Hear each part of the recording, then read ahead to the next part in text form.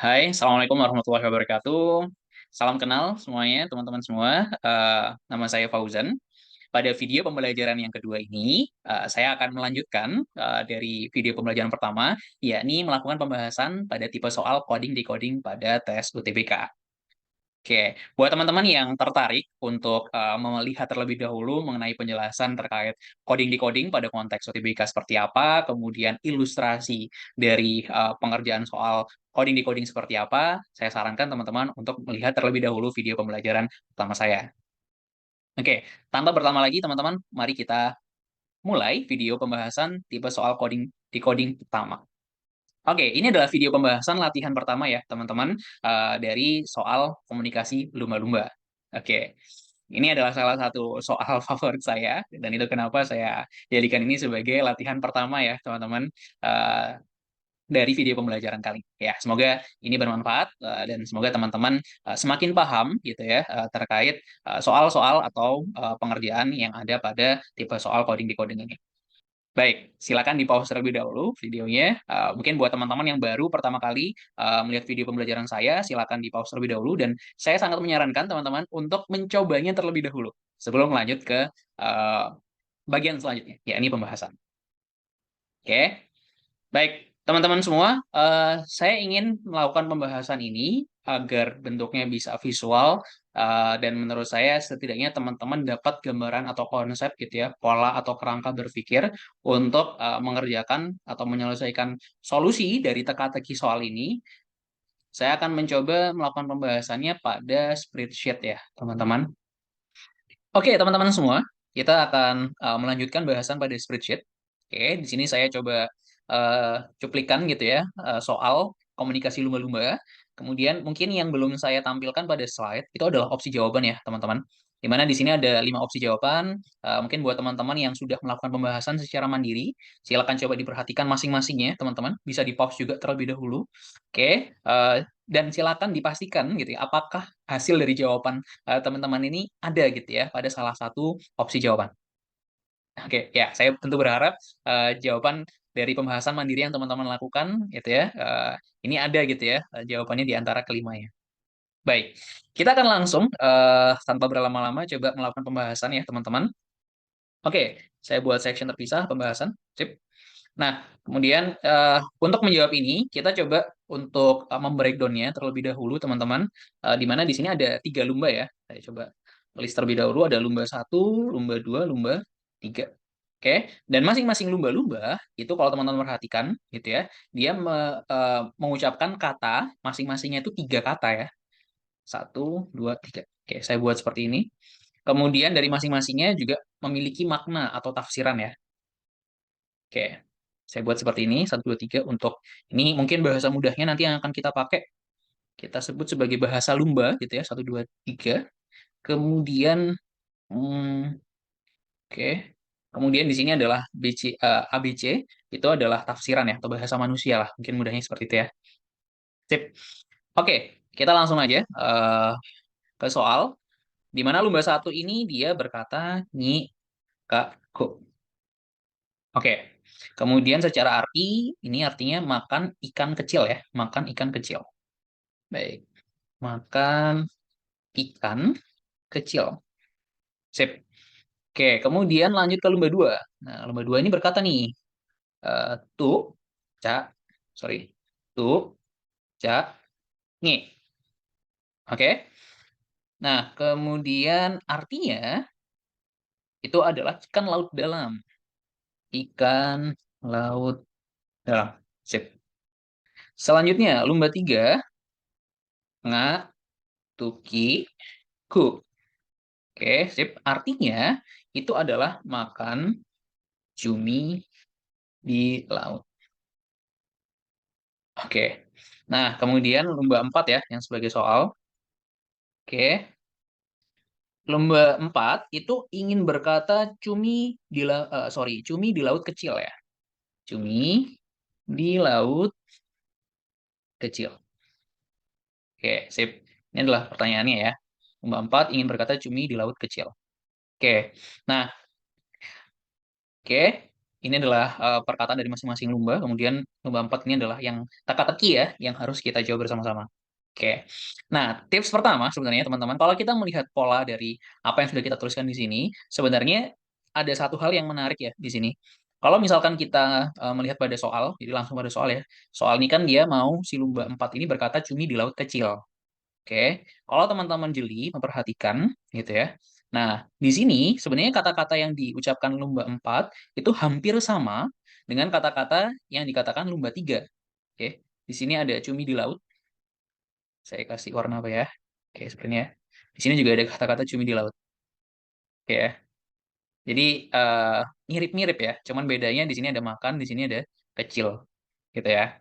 Nah, ini karena salah satu challenge gitu ya, salah satu challenge atau tantangan teman-teman dalam menghadapi soal itu adalah waktu ya.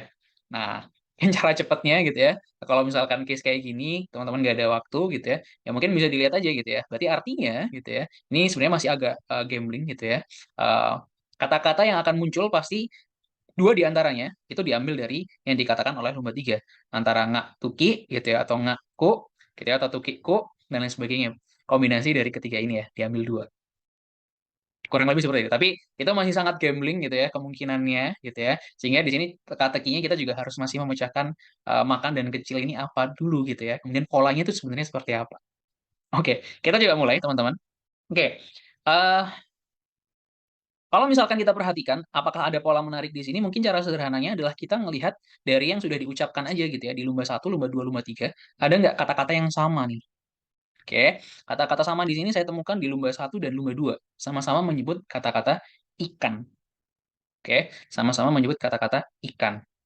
Oke, nah kemudian kalau kita perhatikan bahasa lumba-lumbanya, ini apakah ada kata yang sama antara lumba satu dan lumba 2? Ternyata ada ya, ngi. Oke, ngi. Nah, oke, ini kita siap warna terpisah lagi. Oke. Nah, sehingga di sini saya berasumsi, oke, asumsi, oke, bahwa yang pertama, nyi itu berarti ikan. Oke. Nah, sehingga kalau misalkan nyi berarti ikan, cuman sayangnya di sini pada lumba 4 ini sama sekali nggak ada kata-kata ikan ya. Oke, mungkin salah satu hal yang kita bisa lakukan mengeliminasi ya opsinya kalau misalkan ada kata kata nyi dengan asumsi gitu ya. Ya tentu harapannya asumsi ini benar gitu ya. Sama dengan ikan. Nah, di sini ternyata hanya satu ya yang kita bisa eliminasi adalah jawaban opsi A. Oke, itu kita eliminasi. Kemudian selanjutnya apakah ada pola lagi, teman-teman? Oke, ternyata ada ya kalau kita perhatikan. Agak aneh rasanya ketika pada bahasa manusia atau pengertiannya, ini di sini pada urutan kedua gitu ya, untuk lumba satu ya. Tapi bahasa lumbanya itu di urutan pertama. Oke. Kemudian di sini lumba 2 berkata ikan ya dengan tafsiran di urutan pertama, tapi justru bahasa lumbanya ada di urutan ketiga. Oke, sehingga mungkin di sini saya punya asumsi kedua bahwa urutan, oke, urutan kata pada bahasa manusia berbeda dengan bahasa lumba. Oke, ini adalah asumsi kedua. Kita lanjutkan lagi. Kira-kira ada nggak yang sama gitu ya, pola yang sama disebutkan berulang? Ternyata ada, teman-teman. Di sini ada kata-kata makan yang disebutkan lumba satu dan kata-kata makan juga yang disebutkan lumba 3. Oke, ini kita coba beri warna berbeda. Cek. Nah, kemudian kalau misalkan bahasa lumbanya apa? Ini ternyata sama ya. Oke.